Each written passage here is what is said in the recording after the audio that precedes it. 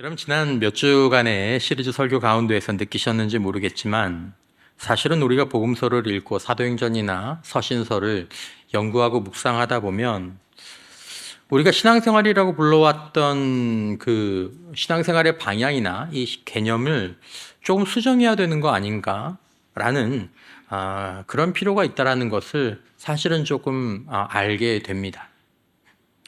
그러니까 우리가 예수의 제자로 부르심을 받아서 우리가 예수의 제자라고 하는데 오늘 우리의 신앙생활은 예수님께서 말씀하시고 우리에게 명령하신 그 제자와 같은 삶을 그런 일상들을 우리가 살아가고 있느냐. 주님께서 요한복음 15장에서 그렇게 강조하신 것처럼 내 안에 거하지 아니하면 아무 열매도 맺을 수 없다고 하셨는데 나는 또 우리는 주님 안에 거하는 주님의 가지가 되는 그런 삶을 살아가고 있느냐, 그것을 정말 중요하게 여기면서 우리가 배우고 가르치고 있느냐라는 것들, 이런 등등의 것들을 돌아볼 때 뭔가 조금 수정될 필요가 있다는 것을 사실은 깨달아야 한다는 거죠. 조금입니다. 그런데 여러분, 이 조금이 사실은 이 조금이 수정되느냐 그렇지 않느냐에 따라서 마지막에 도달하는 결과는 조금의 차이가 아니라 정말 많은 차이가 나타나게 되는 거죠. 어떻게 보면 그냥 이게 같은 그룹 안에서의 차이가 아니라 전혀 다른 곳에 도달하게 되는 그런 결과도 이 결과에 이르게 된다는 것을 예수님께서 말씀하십니다. 자, 먼저 우리가 이렇게 조금 무엇인가를 수정해야 된다고 할 때 우리가 너무 염려하지 말아야 할 것은 우리가 신앙생활에 이런 개념들을 수정한다고 해서 우리가 예배를 완전히 뒤엎는다거나 안 드린다거나 또 훈련을 프로그램을 다 바꿔야 된다거나 신앙생활에 어떤 대단한 것을 많이 변화시켜야 되는 것은 아닙니다. 그것을 의미하는 것은 아닙니다. 오히려 여러분, 우리가 그동안 해왔던 거 거의 99% 그냥 그대로 합니다. 성경적인 신앙생활을 한다고 할 때 주님께서 우리에게 가르치시고 말씀하신 그 제자의 삶을 살아간다고 할 때 우리의 신앙의 외면의 모습은, 우리가 해야 될 일들은 크게 달라지는 것은 없다라는 것입니다. 여러분이 수정되어야 하는 것의 문제는 뭔가 다른 것을 하는 문제가 아니기 때문입니다. 너 지금까지 이거 해왔지? 그거 말고 이제 이걸 해야 돼. 이 문제가 아니다라는 것입니다. 여러분 생각해 보시면 예수님께서 신약 성경에서 복음서에서 혹독하게 책망하신 그런 바리새인들을 비롯한 종교인들, 외식하는 사람들에 대한 비판이 있었습니다. 예수님 굉장히 많이 비판하셨죠? 그러면서 예수님께서 제자들에게 가르치신 참된 신앙의 모습은 이런 거다, 이렇게 살아야 된다라고 말씀하실 때 그들의 겉모습에 대해서 예수님께서 많은 차이를 두지는 않으셨다라는 것입니다. 그러니까 종교인, 바리새인들, 또 예수의 제자들 모두가 다 뭐합니까? 기도합니다. 기도하라고 가르치셨습니다. 다 성경 보라고 말씀하셨습니다. 아버지의 말씀 안에 살라고 말씀하셨고, 다 헌금하고, 다 금식하고, 다 절기를 지킵니다. 그러니까 겉모습만 놓고 보면 예수님의 혹독한 비판을 받았던 사람들이나 너희는 이렇게 사는 내 제자가 되어야 된다라고 말하는 그 사람들이나 겉모습의 외향이나 활동들은 별로 큰 차이가 없다라는 거예요. 그럼 뭐가 바뀌어야 되는가? 뭐가 다른 것인가? 그 영적 행위를 하는 목적, 방향, 의도가 다른 것입니다. 어떤 생각으로, 어떤 태도로 그것을 하느냐가 달라진다라는 거죠. 여러분, 만약에 우리가 주님께서 우리에게 말씀하신 대로 바른 목적과 바른 방향, 바른 태도로 우리가 지금까지 해왔던 이 영적인 일들, 종교적인 일들을 행할 때에 그 목적이 바르게만 형성이 된다면 우리는 그 전에 종교적으로, 어쩌면 또 율법주의 안에서 그 일을 할 때보다 우리의 영혼에, 또 우리의 삶에 훨씬 더 많은 평안과 큰 유익이 있는 줄 믿으시기를 바랍니다. 그리고 우리의 신앙생활이 무거워지는 게 아니라 예수님께서 말씀하신 것처럼 내 짐은 가볍고 내 멍에는 쉽다라고 말씀하신 것처럼 신앙생활은 바른 방향을 추구하게 될 때, 이 조금의 문제가 바뀌게 될 때 오히려 가벼워지고 더 행복해지고 더 의미와 보람을 느낄 수 있게 된다는 것입니다.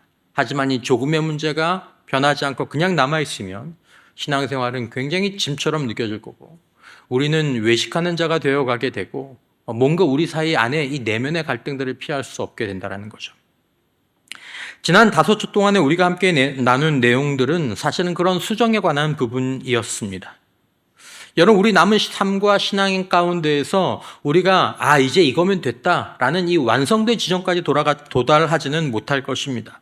그러므로 우리의 남은 신앙과 인생에서 우리는 계속해서 더욱 성경적인, 그리고 예수님의 제자답게 주님의 교회에 담은 그런 교회로 서기 위해서 계속 수정을 거듭해야 한다는 것이죠. 지난 말씀들 가운데서 우리가 해왔던 것은 첫 번째로는 관계의 수정이었습니다. 신앙생활은 관계다. 즉 예수와 함께 있는 것이 기독교 신앙의 생명이다. 종교 행위를 하는 게 신앙의 생명이 아니라 예수와 함께 있는 이 관계의 문제가 신앙의 생명이다 라는 것을 다시 한번 강조했고, 두 번째는 성품의 수정이었습니다. 성품.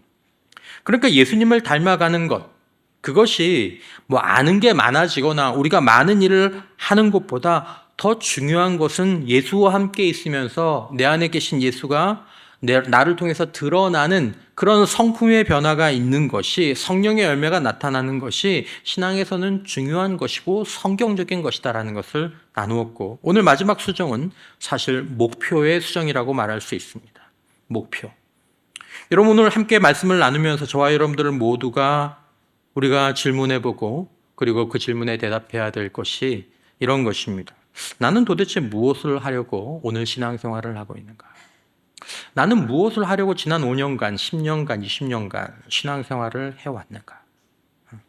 누가 나에게 그렇게 물어보면 나는 뭐 하려고 신앙생활 해왔어?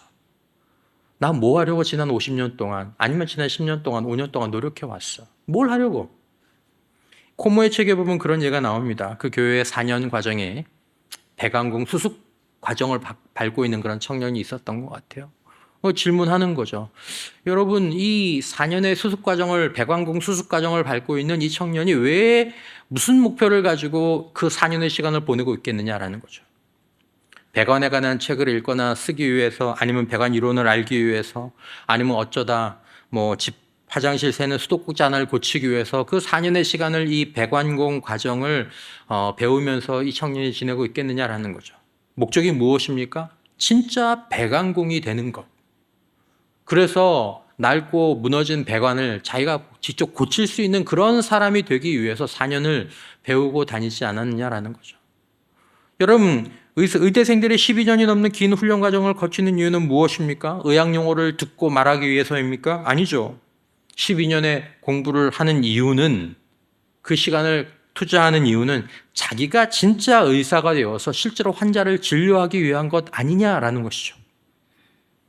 여러분, 우리는 예수님의 제자라고, 그리고 예수의 도제로 부름받았다고 이야기합니다. 그리고 그렇게 산다고 얘기한다면, 그러면 우리의 최종 목표는 무엇이겠습니까? 예수의 제자의 최종적인 목표는 무엇이고 무엇이어야 하겠습니까?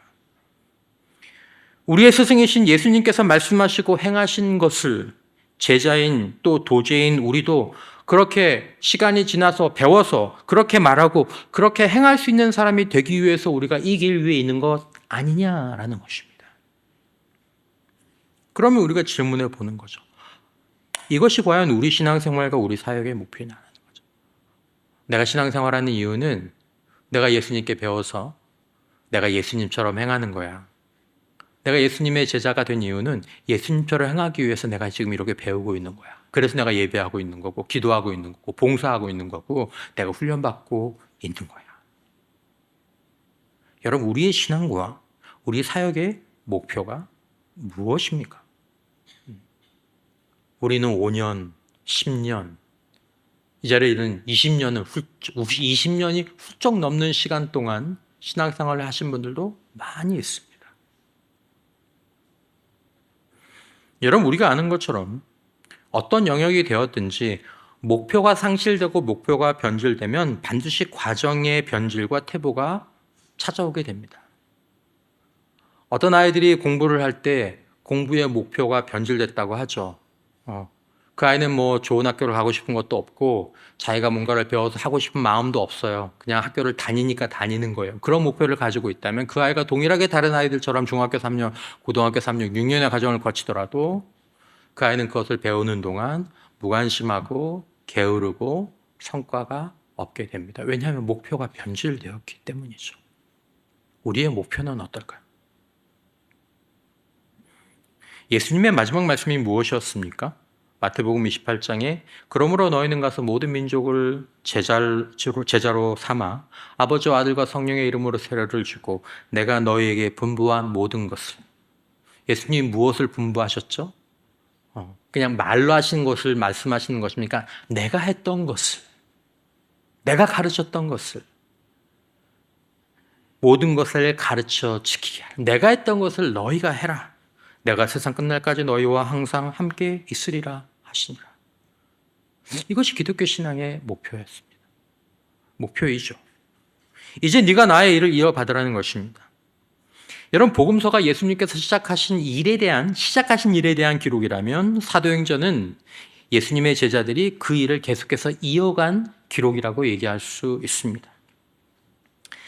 학자들은 옛날 도제 훈련을 4단계로 설명합니다. 이건 지금도 마찬가지입니다. 지금도. 첫 번째 단계는 무엇입니까? 스승이 하는 것입니다. 그리고 제자는 옆에서 스승이 하는 걸 보는 겁니다. 저렇게 하는구나. 어떻게 저렇게 하지? 대단하다. 두 번째 단계는 그 시기가 지나고 나면 스승이 합니다. 그리고 제자는 돕습니다. 자, 저거 갖고 와. 야, 이거 좀 불 좀 붙여. 그리고 그 시간이 지나고 나면 세 번째 단계에 도달하게 되는데 제자가 해봅니다. 자, 이거 한번 두드려봐. 이거 한번 그려봐. 이거 한번 만들어봐. 그리고 스승이 옆에서 돕습니다. 아니, 그렇게 하는 게 아니라 이렇게 잡고 이렇게 쳐야지. 이렇게 그려야지. 그리고 네 번째 단계가 되면 제자가 혼자 합니다. 그리고 스승은 가만히 봅니다. 여러분, 예수님의 제자 훈련이 정확하게 이 순서였습니다. 이것이 오늘 우리 안에서 이루어져야 하는 사실은 영적인 훈련의 방식입니다. 우리가 이렇게 가고 있을까? 여러분, 우리는 지금 몇 단계에 와 있는 제자일까요? 여러분들은 몇 단계에 계십니까? 목사님, 그건 예수님이시니까 가능한 거죠. 우리가 예수님도 아닌데. 저도 그렇게 생각하고. 여러분, 그러나 사도행전에서 예수님의 제자들과 주님의 교회는 예수께서 하신 일을 행했습니다. 예수님이 하나님의 아들이셨지만 예수님이 이 땅에 오셔서 말씀하실 때 매우 강조하신 것 중에 하나가 내가 내 힘으로 하는 것이 아니라 아버지의 성령께서 나에게 주신 능력으로 일을 행한다는 것을 자주 말씀하시고 강조하셨습니다. 누가복음이 분명히 얘기하죠. 예수께서 성령의 능력으로 갈릴리로 돌아가셨다. 예수님 말씀하셨습니다. 주의 성령이 내게 임하셨으니. 그러니까 내가 하나님의 아들이라서 이 일을 하는 것이 아니라 그럴 수도 있지만 내가 그 능력을 스스로 제한하고 하나님의 성령을 힘입어서 내가 이 땅에서 이 일을 한다라는 사실들을 말씀하시고 너희도 성령의 권능이 임하면 이 일을 하게 될 것이고 성령의 권능을 힘입어야 된다라는 말씀을 제자들에게 남기신 거죠. 그러므로 사도행전 1장 8절이 이해가 됩니다.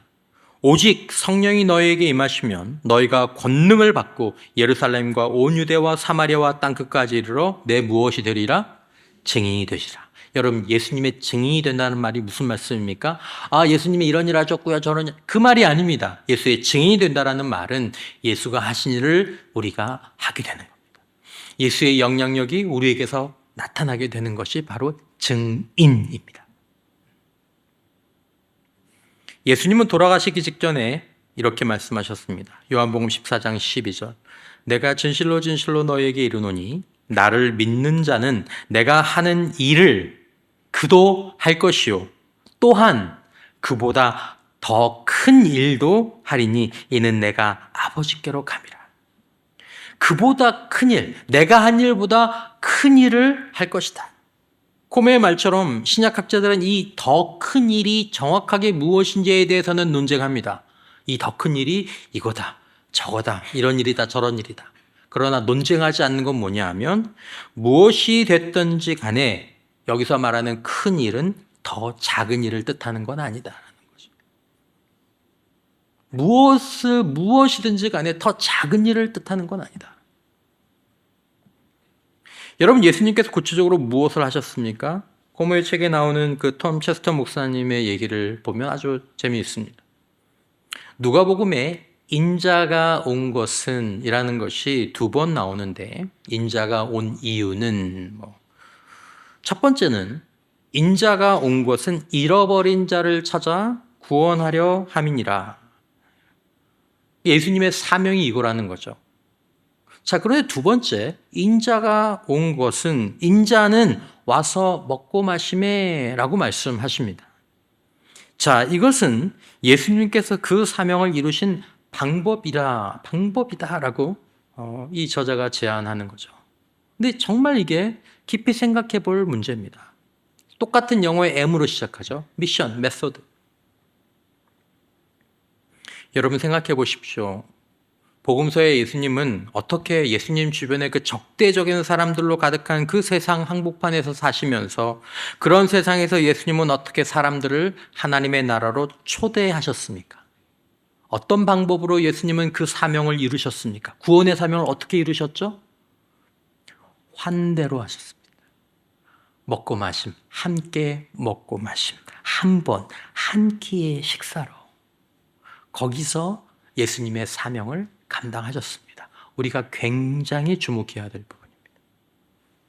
여러분 언젠가 말씀드렸던 것처럼 누가복음에는 음식 이야기가 50번 나옵니다.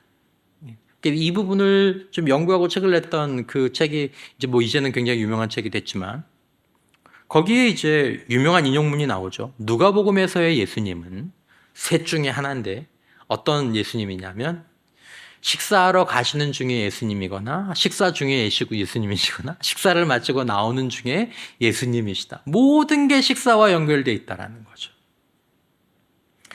인류학자들이 그런 이야기를 합니다. 인류학적으로 식사는 경계선의 역할을 한다. 누구와 밥을 먹느냐, 누구와 밥을 먹지 않느냐, 이건 경계선 역할을 한다는 거죠. 식사는 분명히 사람들을 하나로 모읍니다. 우리 사람, 내 사람. 하지만 동시에 식사는 반대로 사람들을 갈라놓기도 한다라는 거죠. 여러분 1세기 유대 사회에서 식사한다라는 메시지는 더욱 강력했습니다. 왜 바리새인들이 예수님이 밥 먹는 것 가지고 그렇게 혹독한 비판들을 하면서 신경을 곤두세웠는지. 지금도 이런 부분이 없지는 않지만 1세기 유대 사회는 이 부분들이 특별히 다른 거죠. 여러분 그 당시에 누구와 함께 밥을 먹는다는 것은 두 가지 의미인데, 내가 누구와 함께 밥을 먹는다. 첫 번째는 이 사람이 너는 우리 공동체의 일원이야. 여러분 가족이 뭡니까? 우리 식구라고 얘기하죠. 같이 밥 먹는 사람이 가족 식구인 겁니다. 내 공동체 일원이야. 그런데 거기에는 영적인 의미까지 있죠. 너는 하나님과 바른 관계에 있는 사람이야. 내가 그걸 인정해. 그래서 내가 너랑 같이 밥을 먹는 거야. 여러분 이런 의식이 있었기 때문에 예수님께서 세리와 죄인들과 함께 식사하는 것을 견딜 수가 없었던 겁니다.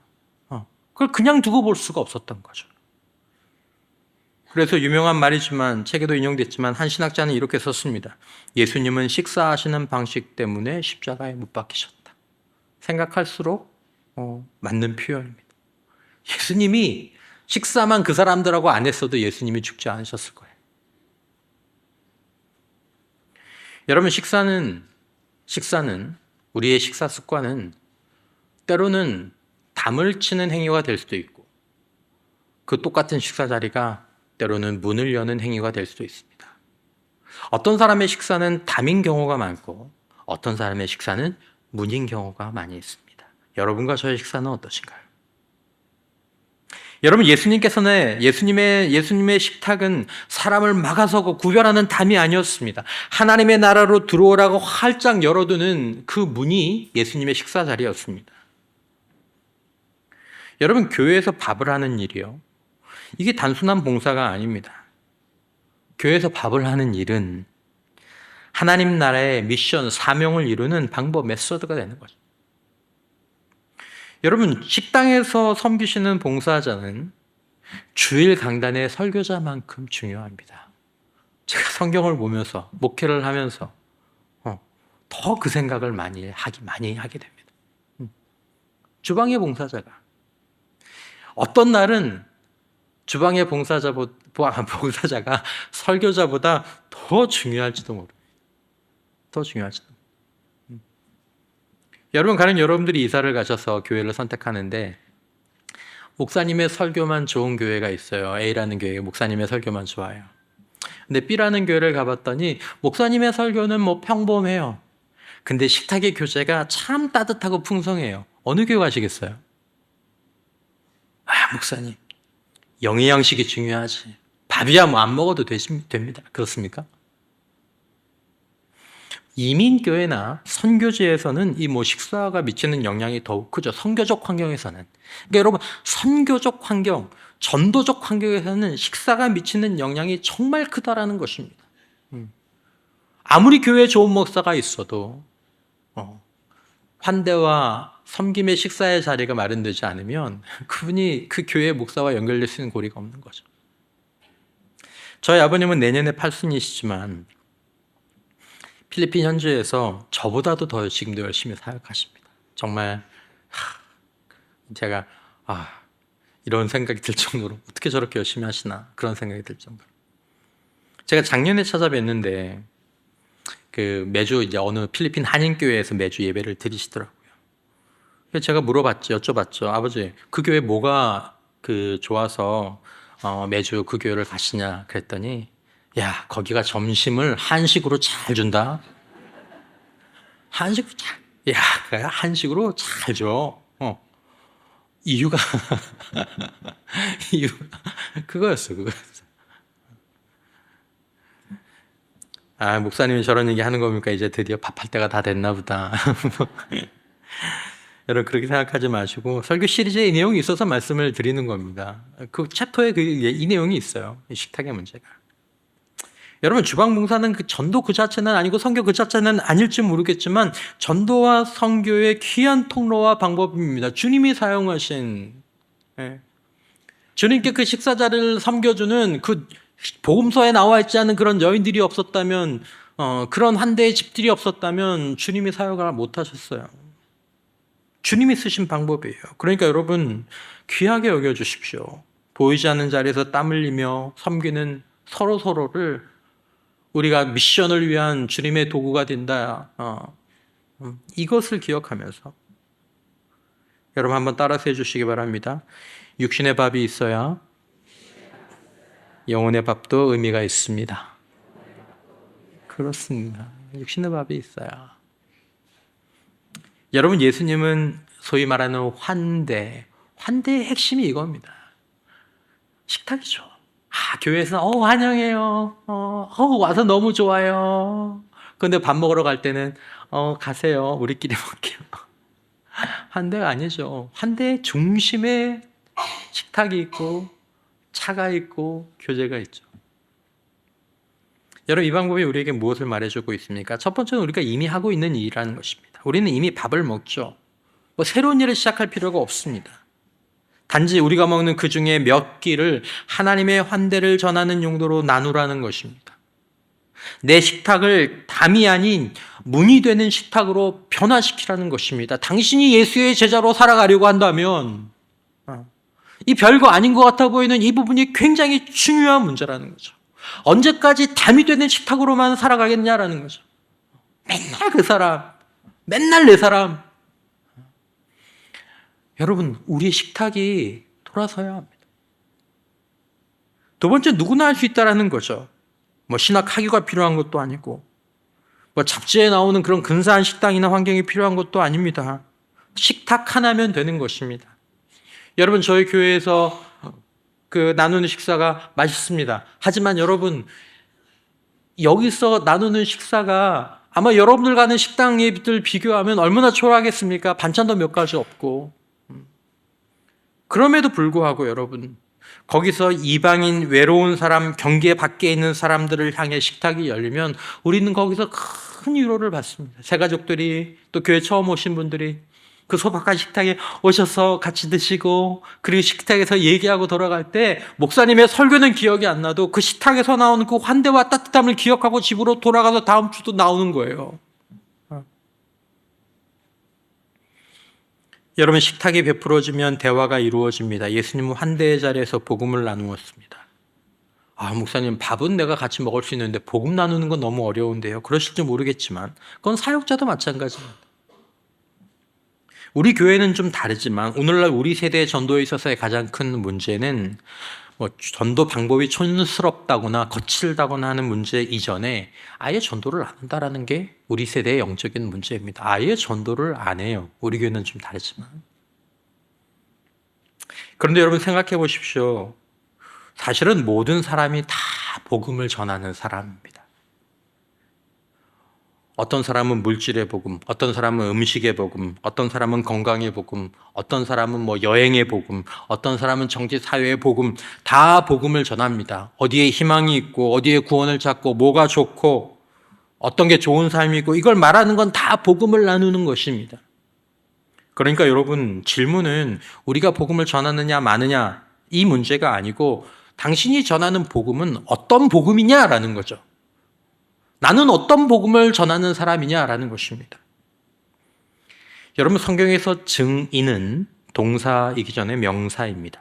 그러니까 증인은 남들이 꼭 알아야 될 것을, 중요한 것을 그가 먼저 체험한 어떤 것을 경험한 사람을 증인이라고 얘기하는 거죠. 그러니까 증언하는 사람이 증인이 아니라 먼저 뭔가를 체험하고 아는 사람에게 증언을 요구하고 그것들을 증언할 때 그 사람을 증인이다라고 얘기하는 것입니다. 그러니까 자기가 경험한 것을 말해주는 것입니다. 그게 전부입니다. 어떤 복음입니까? 야, 내가 거기 가서 먹어봤더니, 야, 내가 그거 해봤더니, 내가 그 사람 따라봤더니, 내가 거기 가봤더니, 내가 그 물건 써봤더니, 이게 다 복음을 나누는 증인, 증언입니다. 그러므로 여러분, 복음에 있어서 우리는 영업사원이 아니라 증인입니다. 그리고 증인이어야 합니다. 영업사원이 되면 안 됩니다. 여러분, 우리의 역할은 예수님과 함께 살아온 내 삶을 그저 증언하는 것입니다. 여러분, 혹시라도 이번 주에 여러분들이 누군가와 복음을 나눌 기회가 있다면 그분을 결신시키려고 애쓰실 필요는 없습니다. 이분이 십자가의 복음을 듣고 마음에 결신을 해야 되는데 그거는 조금 더 나중에. 그 전에 여러분들이 환대의 자리 가운데 그냥 여러분들이 느끼고 여러분들이 사는 것을 말하면 됩니다. 여러분들의 복음. 영업이 아니라 증언하라는 것입니다. 내가 예수 믿고 살아봤더니 내가 요즘, 그리고 우리 부부가, 우리 가정이, 우리 애들이 예수 믿고 그리고 특세하면서 교회 다니면서 요즘 이렇게 살아, 이렇게 사니까 이렇게 좋아, 아니면 우리 집 분위기가 이렇게 바뀌더라고, 내 마음이 이렇게 달라지더라고, 성경적 가치관으로 이렇게 하니까 내가 이렇게 되더라고. 그러면 그 친구가 들으면서, 야, 너 요즘 좋아 보이더라. 야, 너네 부부는 어떻게 그렇게 사냐? 야, 너네 애들은 또 어떻게 그렇게 하냐? 야, 참 좋네. 여러분, 예수와 하나님 나라 복음에서 가장 강력한 입증은 기적이 아니라 아름다운 삶입니다. 우리는 기적이라고 생각하지만 그게 아니라 아름다운 삶입니다. 베드로전서 2장 12절에 너희가 이방인 중에서 행실을 선하게 가져 너희를 악행한다고 비방하는 자들로 하여금 너희 선한 일을 보고 오시는 날에 하나님께 영광을 돌리게 하려 함이라. 선한 행실이라는 말이 나오는데 이 헬라어 뜻은 아름다운, 사랑스러운, 조화로운 이런 뜻입니다. 그러니까 세상 한복판에서 뭔가 대단한 것 같지는 않지만 부럽게, 매력 있게, 따뜻하게 사랑과 감사가 넘치는 그런 개인, 그런 가정, 그런 관계들로 살아가라는 것입니다. 예수와 함께 살아가는 가운데, 변화되어 가는 가운데 그것이 나타나는 성령의 9가지 열매가 우리 안에서 점점점 나타남으로 말미암아 일어나는 그 열매들을 그냥 그 사람들에게 보여주고 나누는 것이다라는, 이게 증인입니다. 옥스퍼드의 마이클 그린 교수는 초대교회 전도의 80% 이상이 평범한 그리스도인들을 통해서 일어났다고 이야기합니다. 그들은 무슨 일을 했습니까? 자기 삶의 아름다움에 그 당시 주변 문화에 있던 사람들이 이끌리게 한 거죠. 그 당시에는 그것밖에 없었습니다. 너는 어떻게 그렇게 살 수 있냐? 너희 부부는 어떻게 그렇게 사냐? 너네 애들은, 너희 가족은 어떻게 그렇게 사냐? 물어보는 이웃들에게 자기들의 독특한 삶의 방식을 설명해 주는 것일 뿐입니다. 내가 십자가의 그리스도 앞에서 머물면서 주님과 함께하는 삶을 쭉 살다 보니 나는 죽고 내 안에 계신 주님이 나를 통해서 점점 드러나시면서 내가 겸손해지기도 하고 아내를 더 존중하게 되기도 하고 아이들과 소통의 문이 열리고 때로 아이들에게 잘못했다고 얘기하기도 하고 성경적 가치관으로 내가 삶을 살다 보니까 이렇게 평안하게 되고 회복되게 되고 그렇게 되네. 여러분, 지금 세상에서는 그리스도인들에게 일상적인 것이 오히려 희귀합니다. 그리스도인들에게 일상적인 것. 저희 교회 성도들 가운데 참 평범하지만 너무 좋은 남편들, 너무 좋은 아내들, 그냥 이렇게 사는 게 당연한 것 같아 보이지만 세상 사람들이 보기에는 우리 남편도 저랬으면, 우리 아내도 저랬으면, 우리 아이들도 저랬으면, 우리 집도 저랬으면 하는 것들이 희귀하다라는 것입니다. 안식이 있고 나누고 소박하고 감사와 소망으로 행복과 사랑이 느껴지는 그런 삶, 소박한 식탁이나 어려운 상황 가운데서도 온기가 넘치는 가정, 힘든 골짜기를 지나가면서도 삶과 가정을 지켜내는 부부, 아이들, 세속적인 친구들이 이걸 볼 때 여러 가지 생각을 하게 되는 거죠. 여러분, 우리의 삶 가운데서 예수의 길을 살아내는 것의 힘, 가치, 의미는 결코 적지 않습니다. 목사님, 저는 기적을 체험하지 못했습니다. 여러분, 아름다운 삶, 그리고 거룩한 삶, 그리스도의 평범한 일상이 그것이 일상의 참된 기적인 줄 믿으시기를 바랍니다. 우리에게 필요한 건 사실 그거예요. 그거지 않습니까? 아니, 돈 한 번 있어지는 거 필요하고 좋지만 그거 한 번 있다고 해서 가정의 구조가 바뀌고 의식이 바뀝니까? 그렇지 않잖아요. 싸움만 더 나지. 바울은 교회를 그리스도의 몸이라고 불렀습니다. 여러분, 생각해 보십시오. 우리가 잘 아는 표현이지만 그리스도의 몸. 여러분, 그리스도의 몸이 있다는 게 얼마나 놀라운 일입니까? 눈에 보이지 않는데. 여러분, 저와 여러분들이 그리스도의 몸이며 여러분, 놀랍게도 이제 그리스도의 몸은 이 세상에 하나밖에 없습니다. 그게 교회고 그게 성도들입니다. 그러니까 오래전 아벨라의 테레사가 이런 얘기를 남겼습니다. 마음에 깊이 좀 와닿은 말씀. 지상에는 여러분들의 몸 외에는 그리스도의 몸이 없습니다. 이 세상을 긍휼히 바라보는 그리스도의 눈은 여러분들의 눈이고 선을 행하러 걷는 그리스도의 발은 여러분의 발이고 온 세상을 축복하는 그리스도의 손은 여러분의 손입니다. 지금 이 땅에 그리스도의 몸은 여러분 외에는 없습니다. 내가 그리스도의 몸을 보여주고 만질 수 있게 해주고 그리스도의 몸의 통로가 되는 사람이구나.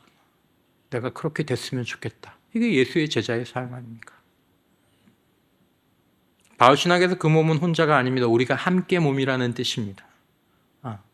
내가 몸이 아니고 우리가 몸입니다. 그러니까 이걸 어느 한 사람이 다 할 수 없다라는 것입니다. 신앙생활에 있어서 이 개인주의적인 사고를 여러분들이 벗어나줘야 합니다. 여기에 빠지면 진짜 제대로 된 신앙생활을 못합니다. 혼자 할 수 있을 것 같죠? 내가 하면 될 것 같죠? 안 돼요. 한 게 없어요. 뒤돌아보세요. 한 게 없어요. 어떤 이의 몫은 강단에서 말씀을 전하는 일이고 어떤 이의 몫은 토요일 밤에 구스옷 앞에 서는 일이고 어떤 이의 몫은 주일 아침에 혼자 있는 새가족 옆에 가서 앉아주는 일입니다. 그것이 그리스도의 몸이 하는 역할입니다. 자기 몫의 그 짐을 기쁘게 감당할 때, 서로의 역할을 존중하면서 감당할 때 이 교회 전체가 예수님이 시작하신 일을 하나하나 이어가게 되는 것이고 이 공동체를 만나는 사람들이 그리스도의 몸을, 그리스도를 느끼게 되는 줄 믿습니다. 여러분, 우리는 함께 있음과 닮아감의 삶과 신앙을 나눴습니다. 주님의 임재 안에 함께 있는 것, 십자가의 그리스도와 함께 앞에 머무는 것, 그리고 내 안에 계신 주님이 나를 통해서 그 모습을 드러내는 주님을 닮아가는 성품, 이 내적인 부분들이죠. 하지만 오늘 나눈 이 행함의 문제는 밖으로 향하는 것입니다. 둘 사이에 긴장이 있죠. 하지만 이것은 건강한 긴장이고 둘 중에 하나를 고르는 문제가 아니라 둘 다 이루어져야 하는 것입니다.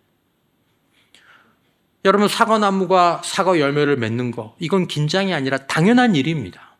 좋은 사과나무를 잘 가꾸면 열매는 맺혀지게 되는 거죠. 이건 긴장이 아니라 당연한 결과입니다.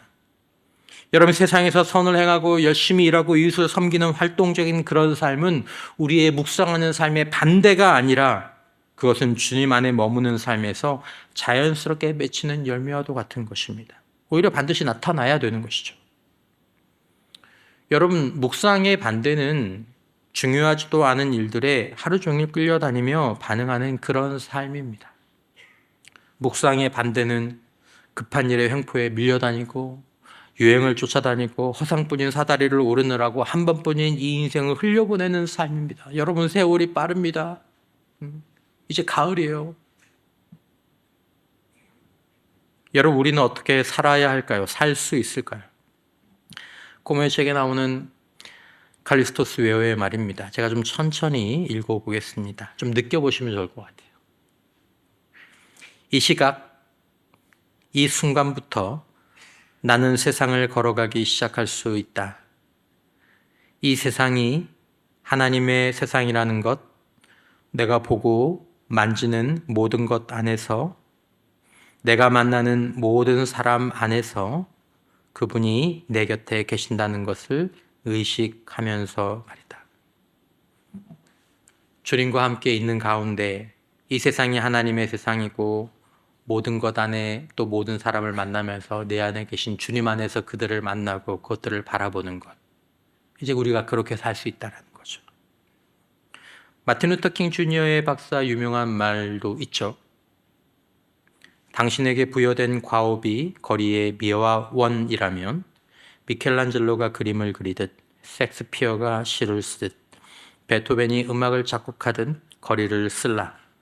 하늘과 땅의 모든 천군 천사가 멈춰 서서 자기 자신의 일을 진정으로 훌륭하게 완수한 위대한 거리 미어원이 여기 살았노라고 말할 수 있을 정도로 거리를 쓸어라. 여러분, 오늘 본문에는 그런 말씀이 있습니다. 그의 안에, 주님 안에 산다고 하는 자는, 주님의 포도나무 가지라고 하는 자는, 예수의 제자라고 하는 자는, 예수의 하나님의 양이라고 말하는 자는, 성도라고 하는 자는 그가 행하시는 대로 자기도 행할지니라. 여러분, 코모가 제안한 대로 우리가 갖고 있는 이 익숙한 질문을 조금만 바꿔보면 좋겠습니다. 아주 옛날에 이런 책도 있었죠. 지금 예수님이라면 어떻게 하셨을까? 뭐 이런 책이 있었습니다. 하지만 질문 하나를 조금 바꿔서 지금 예수님이 나라면 어떻게 하셨을까? 지금 예수님이 나라면 어떻게 하셨을까? 주님과 함께 있으면서 주님의 성품이 우리 안에서 서서히 개발되면서 율법주의적인 관점에서 이 질문이 나오는 게 아니고 단순히 행동의 문제 때문에 이 질문이 나오는 게 아니라 우리 안에 예수를 따르고자 하는 소망과 확신을 가지고 주님의 저라면 지금 어떻게 하셨을까요? 제가 그렇게 좀 하고 싶습니다. 저는 언제쯤 그렇게 주님이 하신 일들을 저도 할 수 있을까요? 이런 소망과 목표가 우리 안에 있을 때 우리는 삶과 신앙의 목표와 방향을 비로소 성경적으로 예수께서 말씀하신 대로 잡았다라고 얘기할 수 있는 거죠. 예수님은 지금도 자신의 권능을 믿고 맡길 수 있는 도제를 찾고 계십니다. 그것은 어떻게 시작됩니까? 밥 한 끼로 시작하는 환대. 내 삶에 임한 하나님의 나라를 나누고 증언하는 삶. 그리스도의 몸에서 각자 역할들을 존중하고 격려하며 감사하는 삶. 그리고 우리가 하는 일을 예수가 하시는 일로 바라보는 그런 마음들. 여러분, 이 소망이 저와 여러분들에게 있기를 주님의 이름으로 축원합니다. 우리가 예수 안에서 예수가 하신 일을 하며 때로는 그보다 큰 일이 이루어진 것을 보고 기뻐하는 저와 여러분들이 되시기를 주님의 이름으로 축원합니다.